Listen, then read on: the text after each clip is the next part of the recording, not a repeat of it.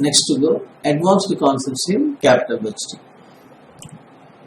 These advanced concepts are merely extension of those concepts which are already discussed in the capital budgeting. While evaluating a long-term investment proposal, we took few assumptions like we assume fixed investment there in the future. We assume sales volume would be constant, selling price would be constant, variable cost would be constant, cash flow would be constant, like that. Similarly, we are able to forecast the expected salvage value of the asset after its useful life, and the working capital will be recovered at 100% once the project was completed. So these are the few fundamental assumptions we made while evaluating a proposal, long-term investment proposal. These advanced concepts includes extension of those long-term investments. Say for example, you have an asset which has a useful life of 10 years. You have used it for 5 years. Now it has a balanced life of 5 years from the date. In this case, the conditions which are prevailing at the time of purchase of that asset and as on today were different. You may find more advanced machine in the market at a very cheaper price and having sound capabilities, advanced features. Suppose if you are buying a cell phone 3 years back, that was different from the models which are available as on today. Due to technological updates, you may find additional features, you may find cost of mobile come down, you may find an ease of access is there. So in one mobile phone, if you are observing this kind of advancements, so with respect to manufacturing of an asset, a machine has to be updated on a regular basis. That's why as the time passes, technological advancements will become absolute. That's why more and more advanced assets are going to be appear in the near future. That's why the asset which was purchased 5 years back now may be suited for your production, but may not be that much efficient as compared to the current models available in the market. That case, you are confused with your decision whether to continue with the existing asset or to replace the existing asset with new asset. That replacement analysis shall be done with the help of these advanced concepts that was discussed here. See, when you are evaluating few investment proposals, you can find most of the investments are having identical life. Suppose you want to buy a machine X. There are two models A, B. So if you are evaluating both proposals, you can find machine A or model A is having 5 years and model B is having 5 years. Equal lives. Then there may be different situation may exist, that machine A is having 10 years life, machine B is having 5 years life. Then in that event, how to evaluate these two proposals and how to choose a better investment. That is an issue that will be resolved with the help of advanced concepts. Next, you want to choose a machine, but there are two models available in the market. One cost 50 lakhs, another machine cost 25 lakhs. A machine has higher cost, one machine has lower cost. Then that is a situation. Which machine we should take? Which machine we must purchase? That situation can also be easily tackled with the help of advanced concepts. So in case of few projects, because of their nature, few projects are producing abnormal returns in the initial years. Later on, they become substitute. In few projects, you are having lesser return in the initial years, but later on, substantial returns will come from the asset. So when you have this contrary nature of cash flow generating assets, then you are in dilemma, which asset should I purchase? So that situation can be handled with the help of advanced concepts. So mainly advanced concepts are just like investment evaluation techniques with slight modifications. We are providing additional service to those situations which are not there in the normal decision making process. So advanced concepts are just like amendments or additions to few situations which are abnormal in decision making process. That's all.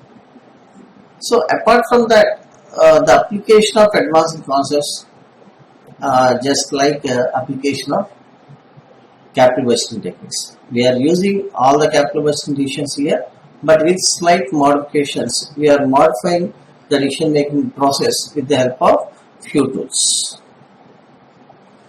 So in this case,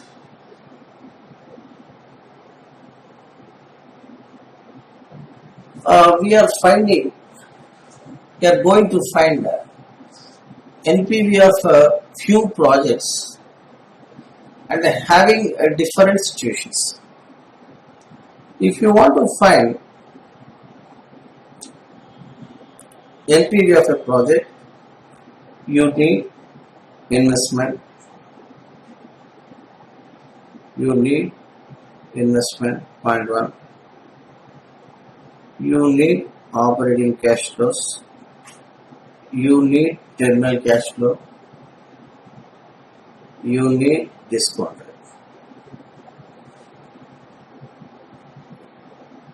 If you discount these cash flows using cost of capital, if you deduct that investment from the present value of cash flows, you will get the NPV. You get the NPV. But while analyzing or while calculating operating cash flows, you may experience few special items or special cost items known as sunk cost, opportunity cost and common cost. Now we are discussing the importance of these concepts and their application and treatment while finding cash flows. First to go, sunk cost. The word sunk cost means a cost which is already incurred by the entity and has no relevance in the decision making. So if you find sunk cost items, you just simply ignore those items because they are not relevant for decision making. See for example,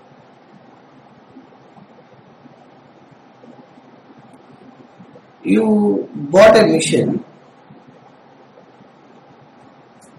at a cost of 100 lakhs. 5 years ago. So this has been depreciated. Now it has a book value of 50 lakhs.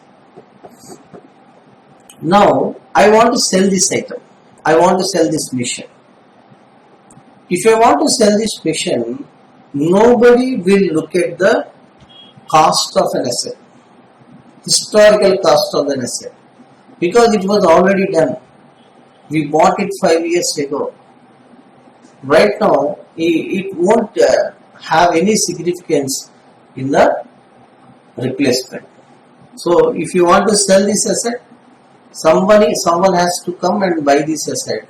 If you say, I bought it for 100 lakhs 5 years ago, he will just look at you and laugh. Because this is historical cost. It is not relevant. This cost, 100 lakhs, we call it as sunk cost. Cost which is already incurred by the entity. Now it has no relevance in the decision making. Then what is relevant, sir? Book value is relevant. Book value is relevant.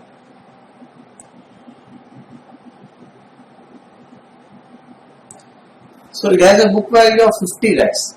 Someone takes it at 55 lakhs, then you have a profit of 5 lakhs. Someone asks to take it at 40 lakhs, you may suffer a loss of 10 lakhs. So anyone bargains with the current value, no one takes the historical value. That historical value we call it as sunk cost. Like, see, I have a land. I have a lot. So this land was bought at 100 lakhs or 1 crore 3 years ago. I bought it for 1 crore 3 years ago. Now, after 3 years, the significant developments have been made. Right now, this location of this land has become commercial. Huge demand for the shops in that location. Now, I have an idea that should I go for a construction of a commercial complex. In that case, I must estimate the construction cost.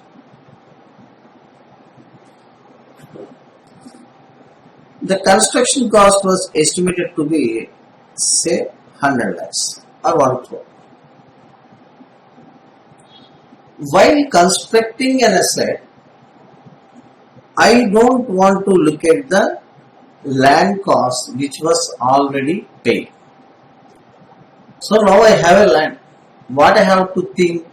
I have to think the additional investment that has to be put on the asset. Suppose after construction, if I rent this asset for lease, that is, if I rent this asset as a lease, say for 5 years or 10 years, after 5 or 10 years, completion of 5 or 10 years, this asset will come back to me. Of course, this construction may become worthless. I should get my land back. So, while constructing a building, I don't want to look at the land cost because it is sunk cost which is already incurred. Where I should have to concentrate? I should concentrate on the incremental expenditure on the asset.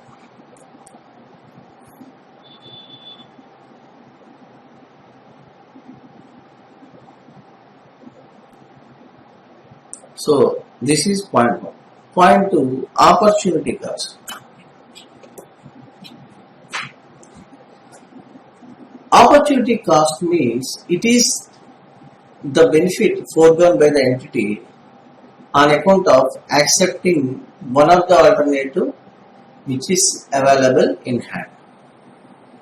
See, simple thing. I have a land which was bought 5 years ago, was rented for rupees 1 lakh per month. Every month I am getting a rent of 1 lakh. On annual basis, I would get 12 lakhs from the asset. Now, if I want to convert that land into an commercial complex, that case, I should call for the tenant and ask him to vacate the land. Such a case, I would lose the rental income which is available on the asset, that is 12 lakhs per annum. So if you want to construct the commercial complex, the rent which is going to be foregone by you becomes the opportunity cost. See, opportunity cost is very much relevant and should be taken into consideration while evaluating the cash flows of the asset. Suppose from that after conversion of land into commercial complex, if you are getting a monthly rent of say 5 lakhs, out of 5 lakhs, 1 lakh should be deducted as opportunity cost. You must take 4 lakhs as the rent of the asset, because I am getting 1 lakh cash rent. I am getting a cash rental of 1 lakh. After construction of this building, that cash may not come to the business. I am suffering a cash loss. That's why it should be taken into consideration. Similarly, you have a building. You rented that building to a person on lease basis for 5 years. Now 5 years contract period is likely to be completed in this year. You want to start practice. You want to start your own practice. In that case, you just have to vacate that, you just have to get the asset back and ask the tenant to vacate the asset. In that case, you won't get rental income. The rental income foregone by the professional or rental income foregone by you becomes the opportunity cost of that asset. Like that, opportunity cost is relevant. If you have such a situation, while taking any long-term decision, you must consider the opportunity cost should be deducted from the cash flow. So it is a benefit foregone by the entity by accepting a proposal in hand. Third is common cost. See, I have a land. I want to construct two different assets. I want to construct an asset, but this is one of the model, this is one of the model. Here, the area of the construction is the same. Let us assume the cost of cement in both the structures is the same. So, in structure 1, the cement cost is estimated to be 50 lakhs. In construction 2, the cement cost is estimated to be 50 lakhs.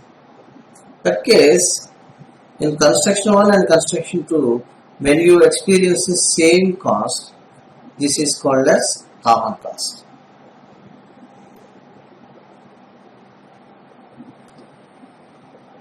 The construction cost of these two assets not going to be affected on account of this cement cost. For example, cement cost 50 lakhs, 50 lakhs, labor cost 50 lakhs, 50 lakhs, other overheads 50 lakhs, 50 lakhs, put together 150 lakhs, 150 lakhs.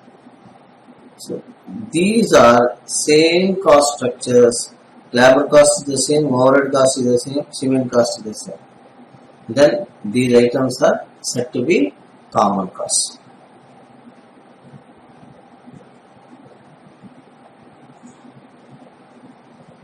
So these common costs are not relevant for decision making.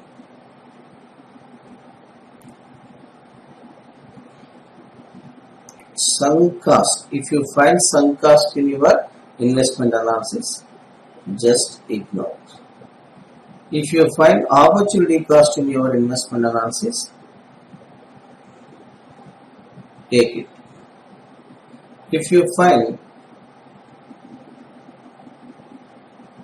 common cost in your analysis, simply ignore. Problem number 1. Swastik Limited has 2 divisions which are periodically assisted by visiting team of consultants. The management is worried about the steady increase of expenses in this regard over the years. An analysis of last year expenses reveals the following. A company has 2 divisions. So these are periodically assisted by the team of experts. The management of the company is worrying about the increase in expenses. We don't know the details of expenses right now. They are saying that management is worrying about the increase in expenses in this regard. In this regard means for providing services to those consultants. An analysis of last year, this is not current year, last year, past expenditure, reveals the following. They are paying a remuneration of 2,50,000. They are paying travel and conveyances of 1,50,000. So for providing accommodation, they are incurring 6 lakhs. Remuneration is 2,50,000, but accommodation was 6 lakhs. I don't know where they are providing accommodation facility. So boarding charges 2 lakhs, special allowance 50,000. The management estimates that accommodation expenses to increase by rupees 2 lakhs annually. Last year, accommodation expenses were just 6 lakhs. In this year, they are likely to be 8 lakhs. In the next year, 10 lakhs, 12 lakhs, 14 lakhs, like that. Every year, expenditure is likely to rise by 2 lakhs. As part of cost reduction drive, the company is proposing to construct a consultancy center. They want to construct a consultancy center to take care of the accommodation requirements. The company feels that it is not appropriate to provide accommodation in the outside premises. As the expenses are increasing, it is very difficult to accommodate. That's why they have a thought that it is better to construct a consultancy center, just like guest house. This center will additionally save the company rupees 50,000 in boarding charges and rupees 2 lakhs in the cost of executive training programs. Hitherto, that is up to now, conducted outside the company premises every year. So they have 2 benefits. One is this can be used to provide accommodation facility to consultants. At the same time, we can conduct our training programs. Suppose we are going to provide training to any of our staff members. Up to now, we are taking outside premises on rental basis, and thereon we are conducting the training programs. Once you construct this consultancy center, there is no need to go for the external premises. So our premises is enough to provide training facility. The details regarding the construction maintenance of the new center is as follows. Land at a cost of 8 lakhs already owned by the company will be used. It requires land, but it was purchased it is to be purchased it was already purchased by the company. Now this land will be used to construct the consultancy center. Friends, I think you have thought about this. Since we are not purchasing the land was already purchased. So, investment on land, historical cost of the land is taken as sunk cost. Sunk costs are not relevant. So, construction cost 15 lakhs including special furnishings. Third point, cost of annual maintenance 1,50,000. Construction cost will be written off over the period of 5 years, assuming that the rate of construction cost as I was said will be accepted for the tax purpose. Is the proposal feasible? The present value factors for the next 5 years has been given. Now the issue is it beneficial to the company to construct a consultancy center? Is it beneficial or not? That we have to decide based upon its NPV. For finding NPV, we need 5 components. First one, how much money to be invested.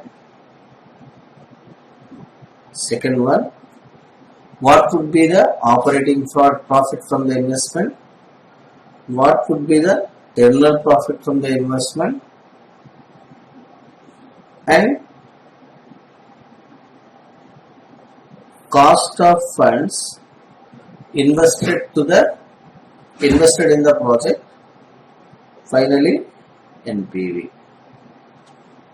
So these 4 areas we should estimate before finalizing the outcome of this project.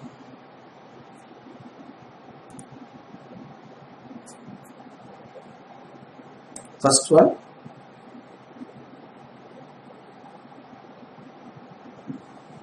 cost of asset or investment.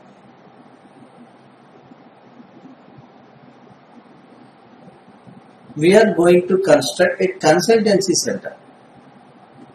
That is the asset. So what it requires? It requires land which was bought at a cost of 8 lakhs. But there is no immediate investment for land. It's a sunk cost. I don't want to take it as investment. If I want to take it as investment, land should be purchased as on today. So for this land, I don't have any cash investment. That's why it is called as sunk cost. Point 1. Second point, construction cost. They are saying that the cost of construction including furniture 15 lakhs. So that is taken into consideration. Land was complete. Land information has taken. So construction cost information has been taken. And third one, any working capital? No. Any installation cost? No. Any carriage inwards? No. Any subsidy? No. So we don't have any other information except construction cost of consultancy center. So this amount is the initial investment. Point 1 is over. Point 2.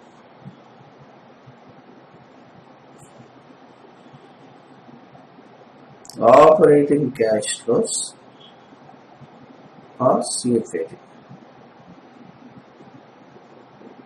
How many years are there? 5. 1, 2, 3, 4. You know that?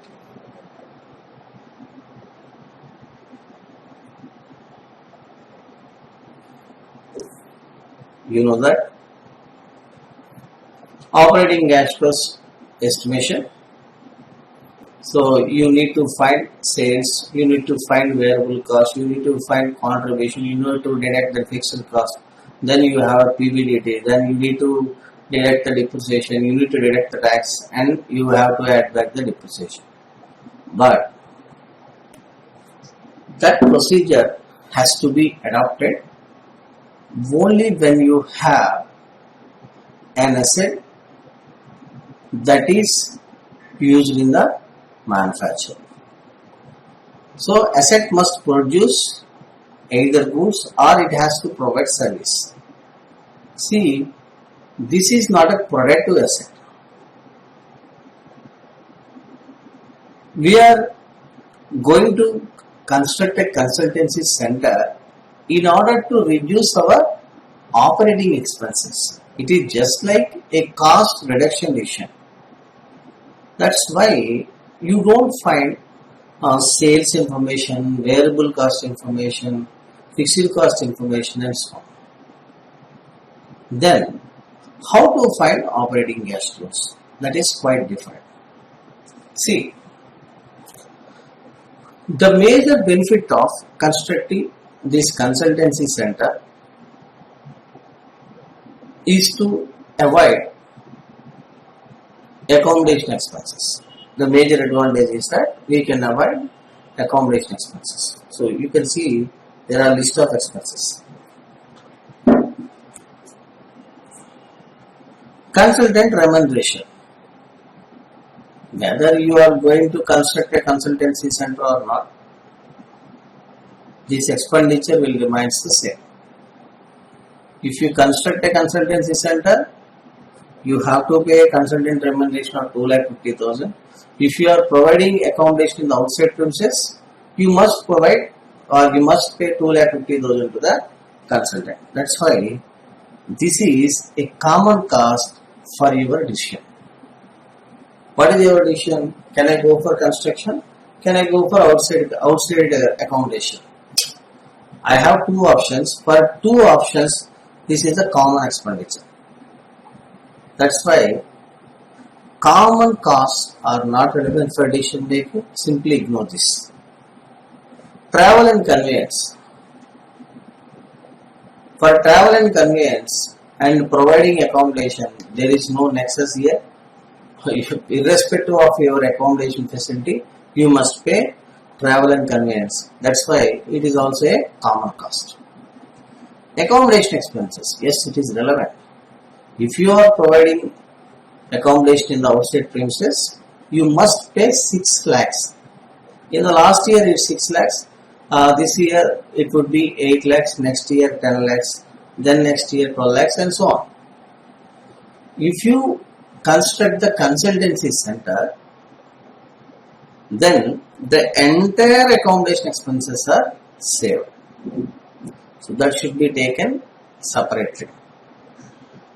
Then boarding charges, they are saying that only 50,000 of the boarding charges are saved on account of construction of this. That means the 1,50,000 balance amount has to be paid irrespective of your accommodation facility. So 50,000 savings in boarding charges will be the another benefit. Special allowances has to be paid irrespective of your accommodation. So in the list of expenses, I am dividing expenses in two parts, relevant and irrelevant. Consultant remuneration, travel and conveyance, some part was special allowances, and some part of boarding charges are irrelevant. What are relevant? Accommodation and boarding charges.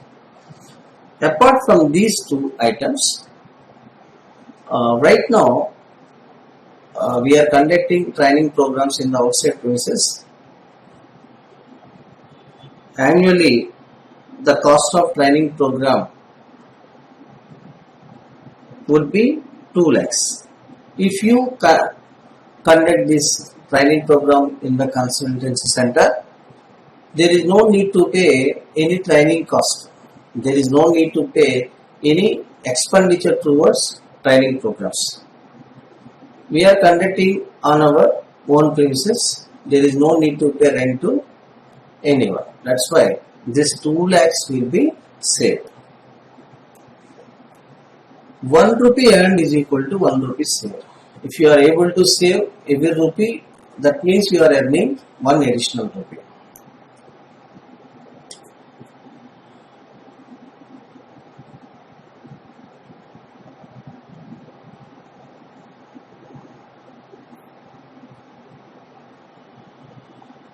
Savings in accommodation cost.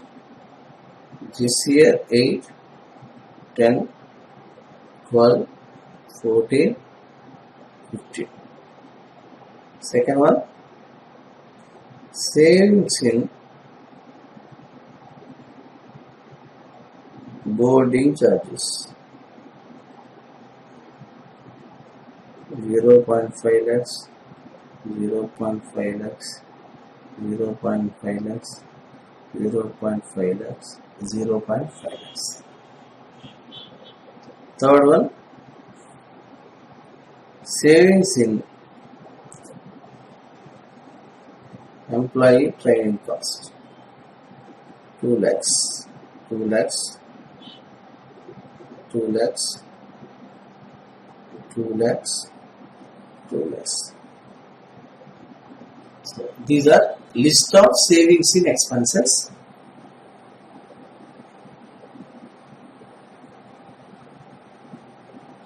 Two accommodation charges, 2 boarding charges, 2 training costs. Right now you are charging this expenditure to profit and loss account. On account of this, every year your profit come down by 10.5 lakhs. If you construct this asset, you could improve your profitability by 10,50,000. That's why it is called as profit before depreciation and tax. 10.5 lakhs, 10.5 lakhs, 10.5 lakhs, sorry, 10.5 lakhs, 12.5 lakhs, 14.5 lakhs, 16.5 lakhs,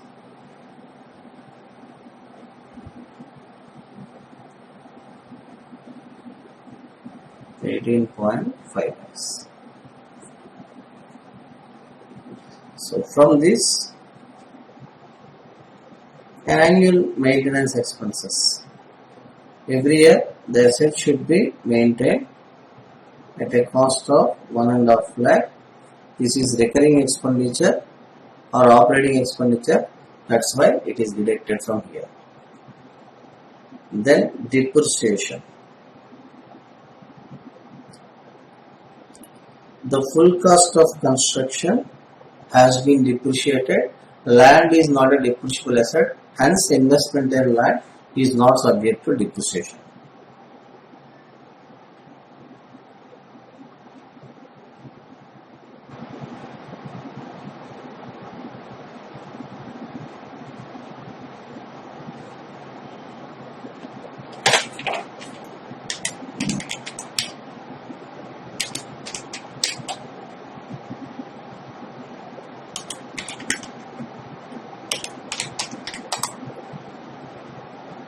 Eight lakhs, 10 lakhs, 12 lakhs, 14 lakhs.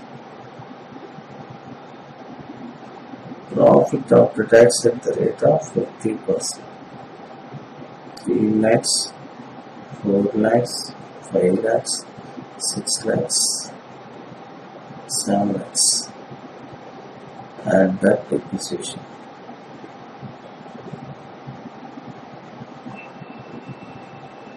So 3 lakhs, 3 lakhs, 3 lakhs, 3 lakhs, 3 lakhs.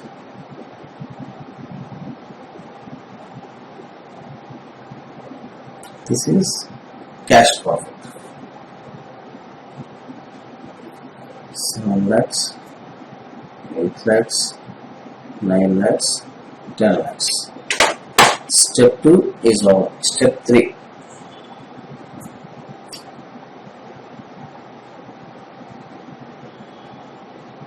Terminal cash flow. So salvage value is million.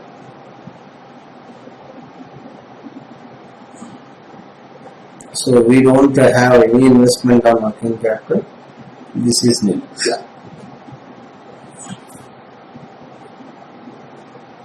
Step 4, discounting rate. It is given as 10%. Last step, computation of NPV.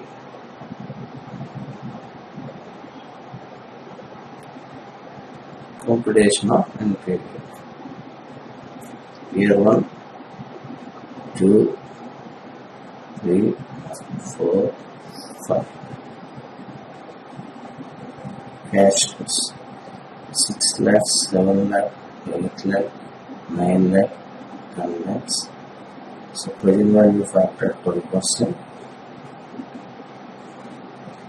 So 10%.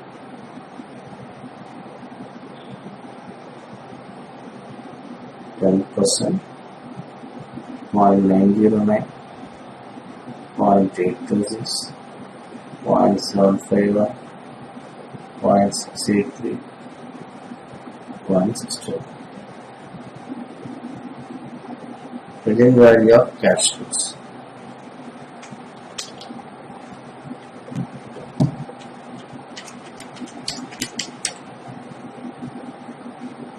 So 5,45,400.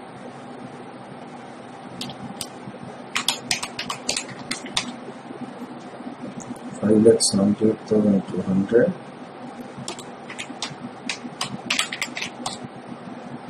6 lakh 800.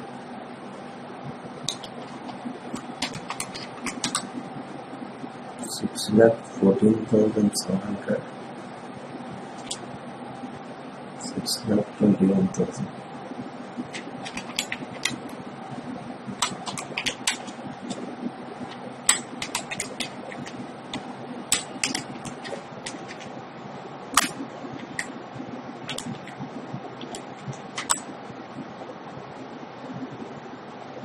So present value of cash flows 29,60,100 less investment.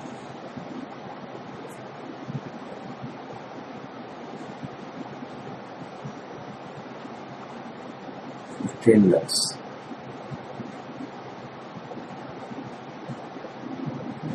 NPV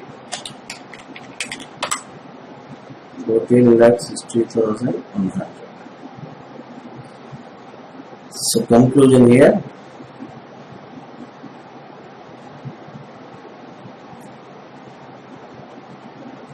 Since NPV is positive, company should go for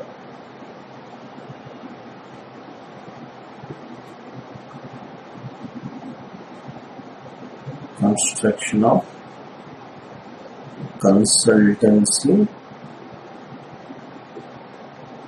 center.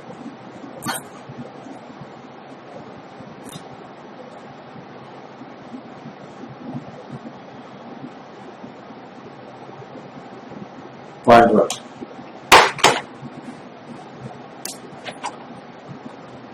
Remuneration,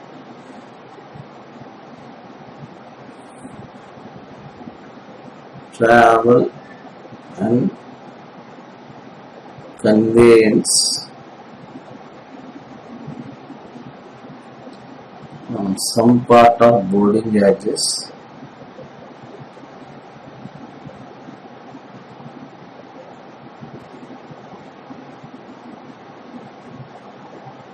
and special allowances.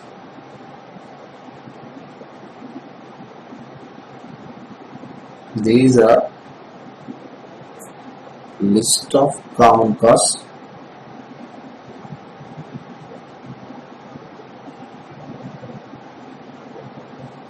not considered in the evaluation.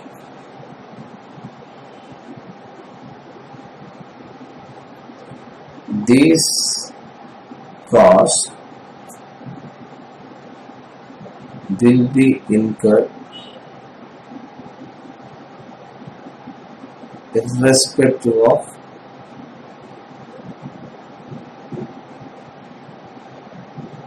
accommodation facility.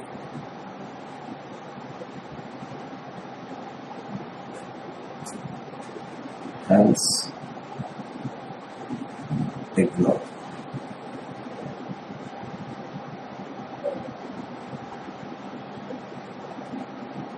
Land was already owned by the company.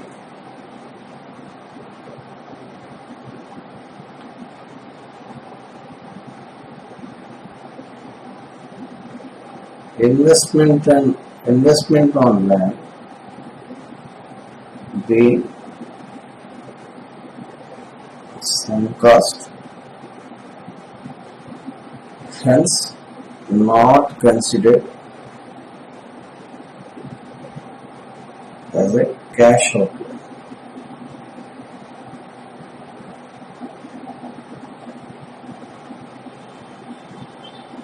Point number 3.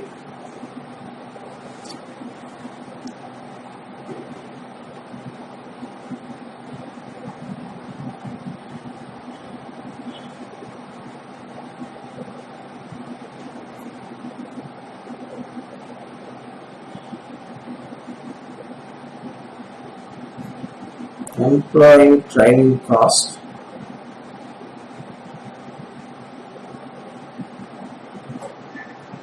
will be saved on account of this investment proposal.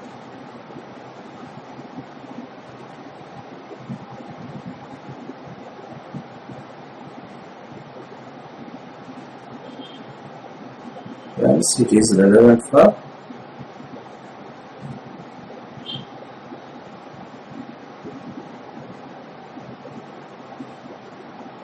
decision making. A chemical company is presently paying an outside firm ₹1 per gallon to dispose of the waste material which is resulting from manufacturing operations. So a chemical company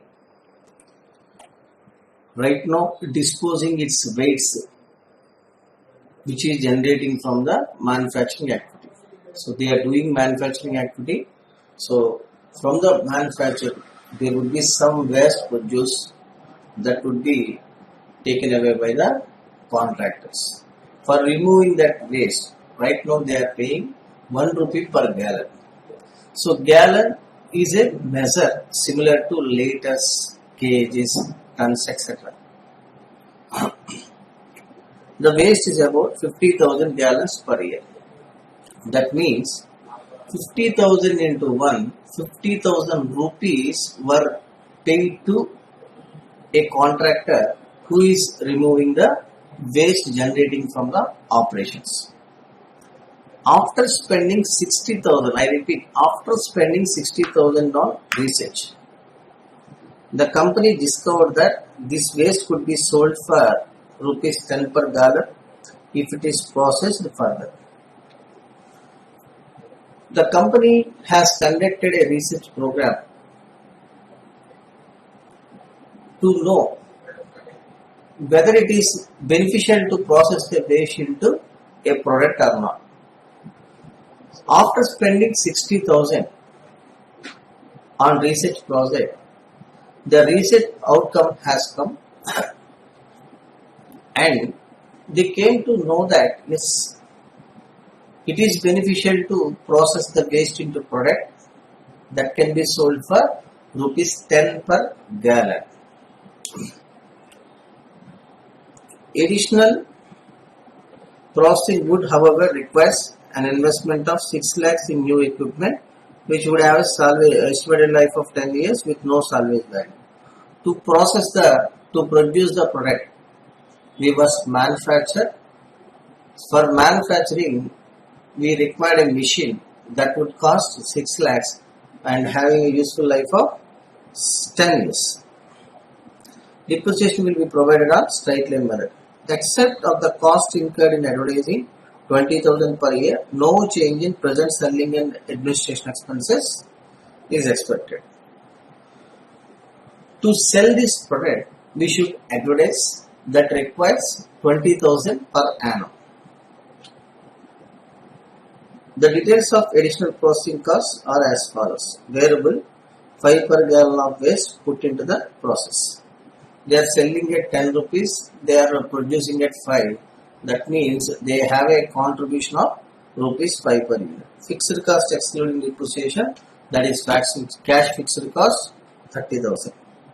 In costing the product, general administrative overheads will be allocated at the rate of 2 per gallon. There will be no processing losses in the processing, and it is assumed that the total waste processed in a year will be sold in that year. Estimated indicates that 40,000 gallons of the product could be sold each year. The management, when confronted with the choice of disposing of the waste or processing it further and selling it, seeks your advice. Which alternative would you recommend? Assuming cost of capital of 15% and tax rate on income at the rate 35%. So cost of capital 15%, present value factors for the next 5 years has been given. But they are saying that the product could have an expected life of 10 years.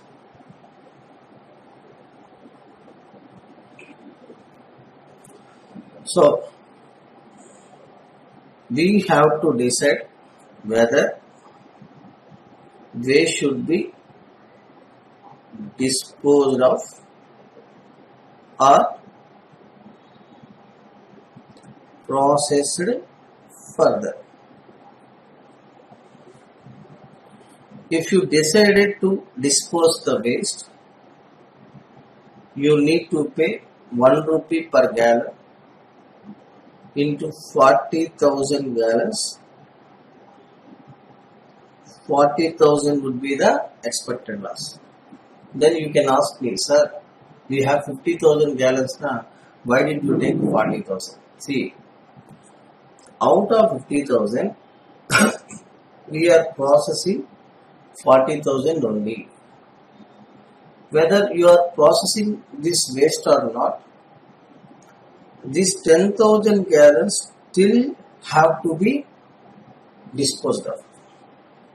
That's why the cost of disposal of 10,000 gallons is same whether you are processing the waste or not processing the waste. That's why this cost of 10,000 gallons should be taken as common cost. So they are saying that there is no loss in processing. That means if you put 40,000 input, you would get 40,000 output. So input output ratio is equal. That means processing loss is equal to 0%. Now,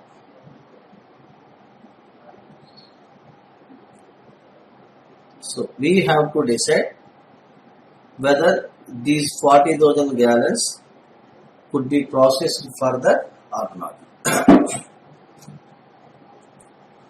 So to process this waste into a product, we need investment.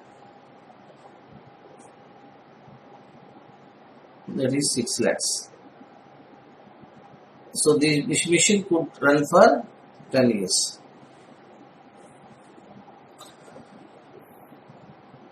Each unit expected to sold at 10, whereas variable cost of processing is 5.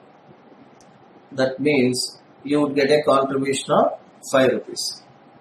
They are saying that the cash fixed costs are something around 30,000 a year. Like that, the processing details are given. Now, we have to decide go for disposal or go for processing. See, these two are mutual independent options or mutual and exclusive options. That means you want to dispose of, if you decided to dispose the waste, is it possible to produce the product? Or if you dispose the product, is it not possible to produce the product? If you are saying yes, you can dispose and you can manufacture, then both are independent cases. Then these two cases are mutual and independent. If you dispose, it is not possible to manufacture, then these are mutual and exclusive. Yes. If you dispose the waste, it is not possible to make manufacture. So, if I decided to go for further processing, this is not possible. Then, as per the current situation, 40,000 rupees have been paid to dispose 40,000 gallons of waste. When you decided to process this waste into a product, these 40,000 rupees which are paying right now would be saved. So this is an indirect benefit as far as further processing decision is concerned. That's why we have two benefits by processing this waste. Benefit number one, you could get some profit by selling the processed product. You could have savings in disposal cost of rupees 40,000 per annum. So these two benefits are there. Now, I am evaluating this proposal by assuming that the company had decided to process the waste further. So this waste processing proposal will be tested with finding its NPV. If it is positive, we will go for further processing. If it is negative, we stop the further processing. So to find NPV, we need 5 components. First one, investment. Second one, OCF, operating cash flows. Third one, TCF, cash, terminal cash flow, discount rate. Finally, NPV. So I do what? Point to point calculations here. First one,